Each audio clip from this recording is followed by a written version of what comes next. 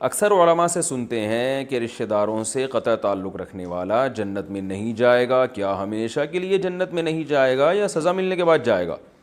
نیز اگر یہ تعلق کسی خاص وجہ سے خراب ہو جائے تو کیا حکم ہے؟ گلزمی زمین UAE سے. جناب گلزمی خان، یہ زماں ہوتا ہے، گلزمی تو پہلی دفعہ سن رہا ہوں، گلزماں. چلیں جناب گلزمین خان صاحب، یہ بالکل صحیح حدیث ہے. آپ صلی اللہ علیہ وسلم نے فرمایا کہ رشتہ داری توڑنے والا جنت میں نہیں جائے گا.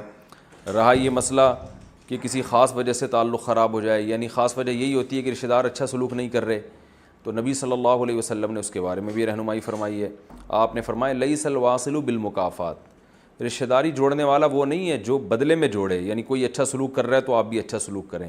یہ تو ویسے ہی نارملی سبھی کرتے ہیں، بلکہ آپ صلی اللہ علیہ وسلم نے فرمایا سل من قطعک، رشتہ داروں میں جو تم سے اچھا سلوک نہ کرے تم اس سے اچھا سلوک کرو، تو یہ ہے رشتہ داری جوڑنا.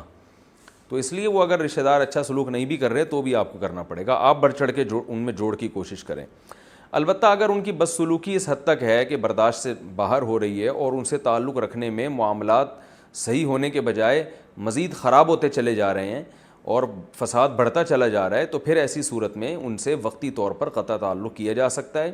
اور قطع تعلق پھر ایسا نہ ہو کہ بالکل ہی سب بند ہو جائے، بلکہ پھر تعلق کو محدود کر دیا جائے. قطع تعلق نہیں بلکہ تعلقات کو محدود کر دیا جائے، بس سلام دعا پر اکتفا کیا جائے اور کبھی کبھار ان کے ساتھ جو ہے کوئی ہدیہ وغیرہ دے دیا یا کبھی دعوت کر لی، یعنی اس تعلق کو محدود کیا جا سکتا ہے. یہ پھر مجبوری میں اس کی اجازت